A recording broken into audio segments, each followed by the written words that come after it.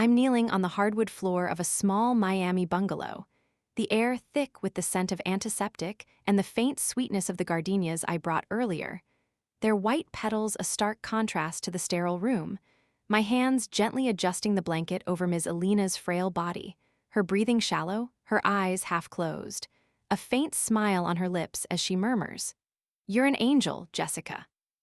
My name's Jessica, I'm 27, a florist who runs a small shop in Coconut Grove. And for the past 2 years, I've been here almost every day, taking care of my boyfriend Ryan's sick mother, putting my life on hold, my hands stained with soil and petals, my heart full of hope that this act of love will mean something to him, will show him how much I care, will build a future for us. A future I've been dreaming of since the day we met. Ryan and I met 3 years ago at a local farmer's market, the sun blazing overhead, the air filled with the smell of fresh citrus and baked goods, the sound of vendors calling out their wares, the crowd buzzing with energy.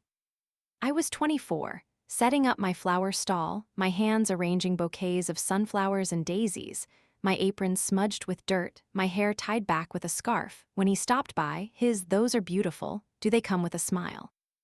A cheesy line that made me laugh, his warm brown eyes crinkling at the corners, his charm disarming, his presence a burst of light in my busy day. He was 28, a real estate agent with a laid-back vibe, his polo shirt and sunglasses giving him a casual confidence, his stories about his latest property deals pulling me in, his laughter a melody that made my heart race. We spent the afternoon talking, sharing a lemonade from a nearby stand, the tartness lingering on my lips, his hand brushing mine as he helped me pack up my stall, our connection instant, our chemistry undeniable, our first date set for the next evening, a dinner at a Cuban restaurant in Little Havana, the sound of salsa music in the background, the taste of ropa vieja on my tongue, his "I think I'm falling for you," Jess, a moment I held on to, a moment I thought would last forever. When Ms. Alina got sick 2 years ago, lung cancer, stage 3, Ryan was a mess. His "I don't know how to handle this, Jess," a plea I couldn't ignore, a plea that made me step in, a plea that made me feel needed, a plea that made me feel like I was part of his family, like I was part of his life, like I was part of his future. I started coming over after work, my flower shop closing early, my hands trading pruning shears for washcloths, my days filled with helping Ms. Alina bathe, feeding her soup when she was too weak to hold a spoon, reading her old romance novels aloud. Her "You're so good to me, Jessica," a gratitude that warmed my heart, a gratitude that made it all feel worth it, a gratitude that made me feel like I was doing the right thing, like I was building something real, like I was building a family. I'd bring her flowers every week, gardenias, her favorite. Their scent filling the room, their beauty a small comfort, their petals a reminder of the life I wanted to create, a life with Ryan, a life with love, a life with meaning. I'd stay late, my back aching from sitting in the hard chair by her bed, my eyes heavy from lack of sleep, my phone buzzing with orders I couldn't fill, my shop suffering, my savings dwindling, my dreams of expanding my business fading. But I didn't care because I thought I was doing this for us. For him, for her, for the future I thought we'd share, for the love I thought was real, for the life I thought was ours. Ryan was grateful at first. His "I don't know what I'd do without you, Jess," a promise I clung to, his hugs tight, his kisses soft, his presence a comfort in the chaos of caregiving, a comfort in the pain of watching Ms. Alina fade, a comfort in the fear of losing her. We'd sit on the porch after she fell asleep, the Miami night warm and humid, the sound of crickets in the background, the stars faint above the city lights, his hand in mine, our conversations quiet, our dreams whispered. Our "we'll get through this together," a vow I believed, a vow I thought he meant, a vow I thought would hold us together, a vow I thought would last. I'd tell him about my day at the shop, I had to turn down a big wedding order today, a sacrifice I made for him, his "I'll make it up to you, Jess," a promise I trusted, a promise I thought he'd keep, a promise I thought meant something, a promise I thought was real. But over the last few months, Ryan's been distant, his visits to his mom's house shorter, his "I've got a work thing," a vague excuse I've heard too often, his phone always in his hand, his smiles forced, his touch cold, his attention elsewhere, his warmth a memory I can't seem to hold on to, his presence a shadow of what it used to be. I'd ask him about it. Is everything okay, Ryan? Gentle but pointed, his yeah, just busy with work too quick, too rehearsed. His eyes avoiding mine as he changed the subject, leaving me with a feeling I couldn't shake. A feeling that grew with every missed call, every late night, every moment he wasn't here, every moment I felt alone, every moment I felt like I was losing him. I told myself I was overthinking, told myself I was just tired, told myself I was imagining things, but the doubt lingered, a quiet whisper in my heart. A whisper that grew louder with every day, every night, every moment I spent caring for his mom while he was somewhere else, while he was with someone else, while he was slipping away. Ms. Alina passed away 2 weeks ago, her hand in mine, her last words. Take care of Ryan, Jessica. A request I promised to keep, a request that broke my heart, a request that made me feel like I had to be strong, like I had to be enough, like I had to be everything. I arranged the flowers for her funeral, white lilies and gardenias, their scent heavy in the air, their beauty a tribute to her life, their petals a reminder of the love I'd given, the love I thought I'd receive, the love I thought was mine. Ryan cried at the funeral, his arm around me. His thank you, Jess. You've been amazing, a gratitude I thought was real. A gratitude I thought meant something, a gratitude I thought would last, a gratitude I thought would lead to something more, something deeper, something forever. But now, as I sit by her empty bed, the room quiet, the house still, the gardenias wilting in their vase, I wonder if I've been a fool, wonder if he ever really saw me, wonder if I've been giving everything to a man who's already gone, a man who's already moved on, a man who's already forgotten me. It's a humid Saturday afternoon, and I'm standing in the backyard of Ryan's aunt's house in Coral Gables, the air thick with the smell of grilled burgers and jasmine from the nearby bushes, the sound of laughter and chatter filling the space. A small family gathering to honor Ms. Alina's memory. A gathering I helped plan, my hands still calloused from arranging the centerpieces. White roses and baby's breath, a delicate tribute to her, a tribute I thought would mean something to Ryan. A tribute I thought would bring us closer, a tribute I thought would show him how much I care, how much I've always cared, how much I'll always care. I'm wearing a simple sundress. Its yellow fabric a contrast to the heaviness in my chest, my hair loose, my smile forced, my heart uneasy as I watch Ryan across the yard. His laughter loud, his energy bright, his presence a stark contrast to the distance I've felt from him since his mom's passing. A distance I can't ignore, a distance I can't explain, a distance I can't escape. I've been trying to talk to him all day. Can we talk later, Ryan? A quiet request he's brushed off. His sure, Jess. Later a response that feels hollow. A response that makes my stomach twist. A response that makes me feel like I'm losing him, like I've already lost him, like I never really had him. I'm holding a glass of lemonade, the ice melting in the heat, the condensation dripping onto my fingers, my eyes scanning the yard, the family members mingling, the kids running around with balloons, the scene so normal, so warm, so full of life, but I feel out of place, like I don't belong, like I'm an outsider in a family I thought I'd be part of, a family I thought I'd join, a family I thought I'd love.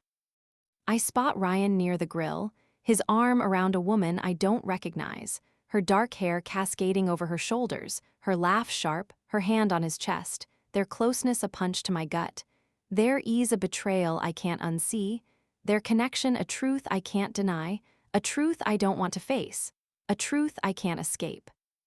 I walk over, my steps slow, my heart racing, my voice trembling as I call out, Ryan, who's this?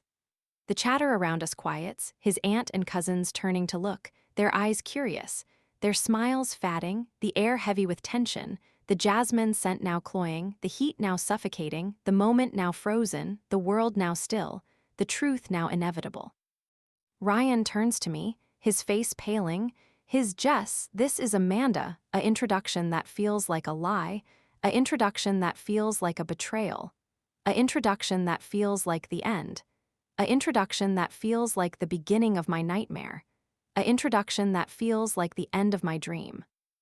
Amanda smiles, her nice to meet you, Jessica. I've heard so much about you, a politeness that makes my blood boil, a politeness that makes my vision blur, a politeness that makes my heart break, a politeness that makes me see the truth I've been avoiding, the truth I've been denying, the truth I've been fearing. Before I can respond, Ryan pulls something from his pocket. A small velvet box, its black surface gleaming in the sunlight, its contents a dagger to my heart, its meaning a betrayal I can't unsee, a betrayal I can't unfeel, a betrayal I can't survive.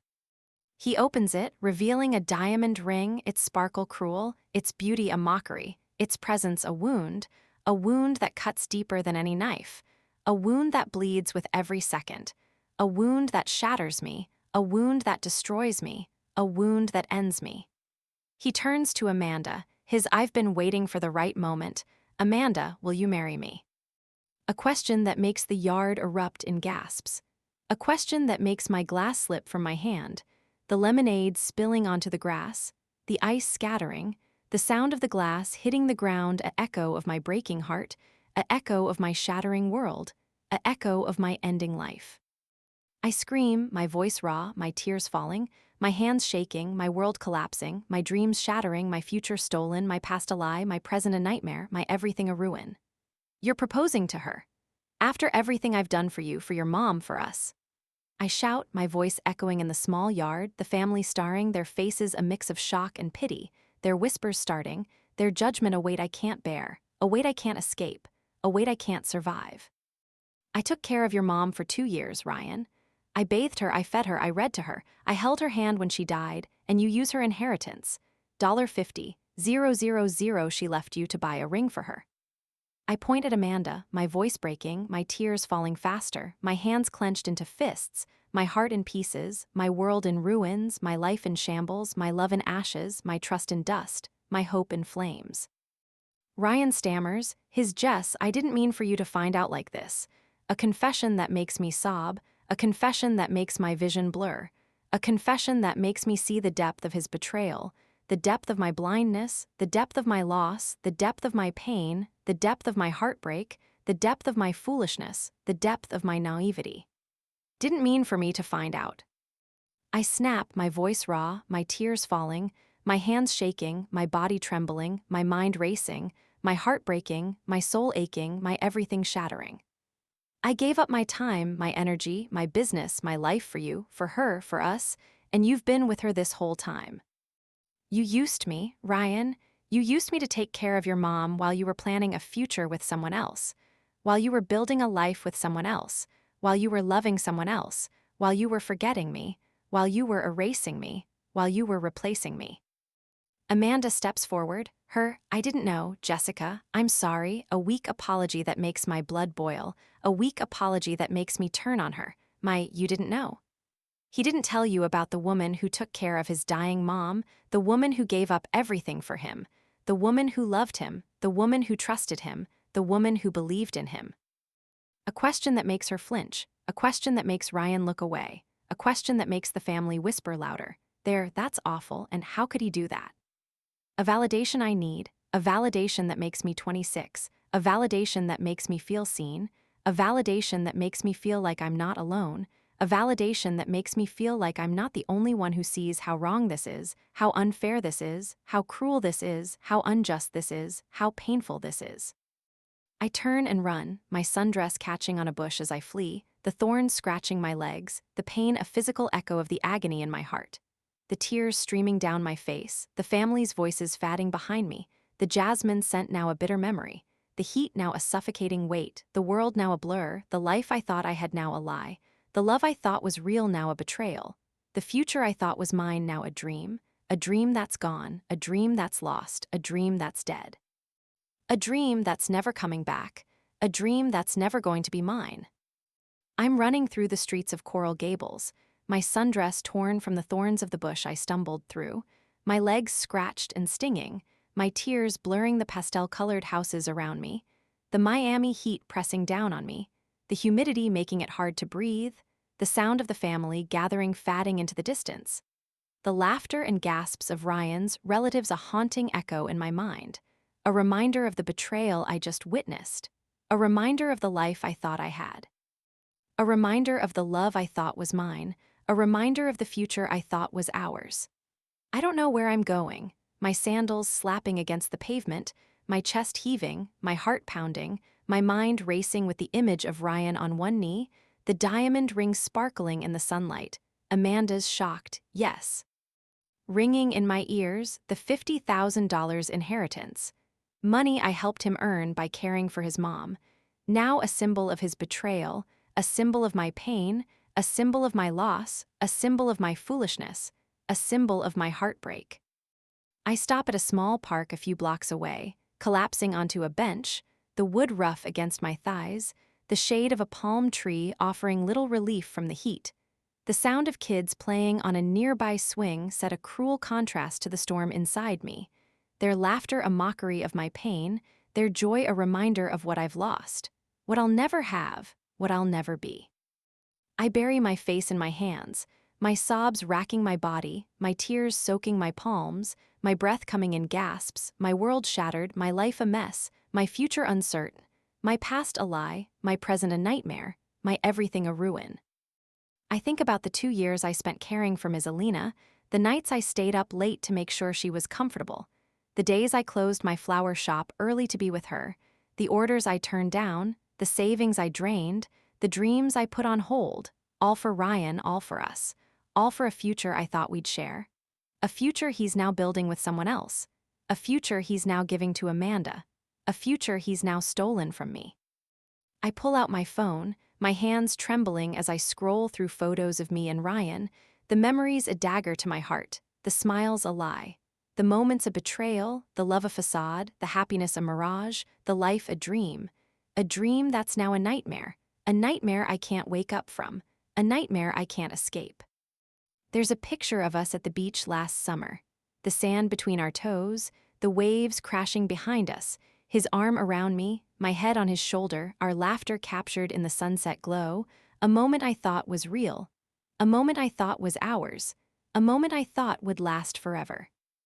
I delete it, my finger hovering over the trash icon, my tears falling onto the screen, my heart breaking all over again, my resolve hardening, my anger rising, my pain fueling me, my grief consuming me, my betrayal defining me. I can't let this go, can't let him get away with this, can't let him think he can use me. Use his mom's money, use my love, and walk away like I'm nothing, like I don't matter, like I never mattered, like I never existed, like I never loved him. I stand up, wiping my tears, my breath steadying, my resolve firm, my anger a fire I can't contain, my pain a weapon I need to wield, my truth a story I need to tell, a story I need to share, a story I need to scream. I walk back to the house, my steps determined, my heart heavy but my mind clear, my hands clenched into fists, my voice ready, my soul raw, my spirit unbroken, my fight just beginning, my battle just starting, my war just igniting. The family is still in the backyard, their voices quieter now, their eyes turning to me as I step through the gate, my sundress torn, my face streaked with tears, my presence a storm they can't ignore, a storm they can't escape, a storm they can't deny, a storm they can't stop, a storm they can't silence. Ryan, I shout, my voice cutting through the murmurs, my tears falling, my pain on display, my anger a force, my truth a blade, my heart a battlefield, my soul a fire, my life a wreckage, my love a casualty, my future a question, my past a lesson, my present a fight. He turns to me, his face pale, Amanda clinging to his arm, her new ring glinting in the sunlight, her smile fatting, her eyes wide, her fear palpable, her guilt a shadow, her presence a wound I can't ignore, a wound I can't forgive, a wound I can't heal. You think you can just propose to her with your mom's money, money I helped you get by taking care of her for 2 years, and pretend I don't exist. I step closer, my voice raw, my tears falling, my hands shaking, my body trembling, my mind racing, my heart breaking, my soul aching, my everything shattering. I gave up everything for you, Ryan, my time, my energy, my business, my dreams, and you repay me by giving her the life I thought we'd have, the life I thought was ours, the life I thought was real, the life I thought was mine, the life I thought was forever. His Aunt Maria steps forward, her, Jessica, calm down, let's talk inside, a plea I can't hear, a plea I can't accept, a plea that makes me shake my head, my no, Maria. He needs to hear this, you all need to hear this, the world needs to hear this, The truth needs to be heard, my pain needs to be seen, my story needs to be told, a declaration I need to make. A declaration I need to own, a declaration I need to live, a declaration I need to fight for, a declaration I need to survive. I turned to the family, my voice breaking. He used me to take care of his mom while he was with her. While he was planning this, while he was betraying me, while he was breaking me, while he was destroying me, while he was erasing me. A confession that makes them gasp, a confession that makes Ryan flinch, a confession that makes Amanda look away, a confession that makes me feel a twisted sense of justice, a twisted sense of power, a twisted sense of release, a release I've been craving since that moment, a release I've been needing since that day, a release I've been fighting for since that second. I leave again, this time for good, the family's whispers following me. She didn't deserve that, and Ryan, how could you? A validation I need, a validation that makes me feel seen, a validation that makes me feel like I'm not alone, a validation that makes me feel like I'm not the only one who sees how wrong this is, how unfair this is, how cruel this is, how unjust this is, how painful this is, how devastating this is, how heartbreaking this is. I walk to my car, the tears still falling, the heat still suffocating, the world still spinning, my life still a mess, my heart still broken, my trust still shattered, my dreams still stolen, my future still uncertain, my past still a lie, my present still a battle I'm not sure I can win. A battle I'm not sure I'll survive, a battle I'm not sure I'll ever escape, a battle I'm not sure I'll ever overcome, a battle I'm not sure I'll ever heal from. It's a week later, and I'm standing in the back room of my flower shop in Coconut Grove, the air cool and damp, the scent of roses and lilies heavy around me, the sound of the shop's bell jingling as a customer leaves, the soft hum of the refrigerator keeping my blooms fresh, my hands trembling as I arrange a bouquet of white roses. Ironic, since I'm preparing them for a wedding. A wedding that isn't mine, a wedding that will never be mine, a wedding that reminds me of the proposal I witnessed. The proposal that broke me, the proposal that shattered me, the proposal that ended me, the proposal that changed me, the proposal that defined me. The shop is quiet now, the late afternoon light filtering through the window, casting shadows on the wooden floor, the petals scattered around me like the pieces of my heart, the flowers a mirror of my emotions, the roses a symbol of the love I thought I had, the lilies a symbol of the purity I thought we shared, the baby's breath a symbol of the innocence I thought was ours. An innocence that's now gone, an innocence that's now lost, an innocence that's now dead. I've been trying to keep the shop running, my hands busy with orders, my mind distracted by the rhythm of cutting stems and tying ribbons, my heart heavy with the weight of what I've lost. What I've given, what I've sacrificed, what I've loved, what I've believed, what I've trusted. I've blocked Ryan on everything, his number, his social media, his existence a ghost I can't face, a ghost that haunts me every time I see a gardenia, every time I hear a Cuban song, every time I think about Ms. Alina, every time I think about the life I thought I'd have, the life I thought was mine, the life I thought was real, the life I thought was ours, the life I thought was forever. I've been avoiding his family, their calls unanswered, their texts unread, their "we're so sorry, Jessica," a kindness I can't accept, a kindness I can't bear, a kindness I can't feel, a kindness I can't trust, a kindness I can't believe, a kindness I can't deserve. I've been trying to heal, taking small steps like going for walks on the beach at sunrise, the sand cool under my feet, the waves a soothing rhythm, the horizon a promise of something new, something better, something mine, something real, something true, something whole.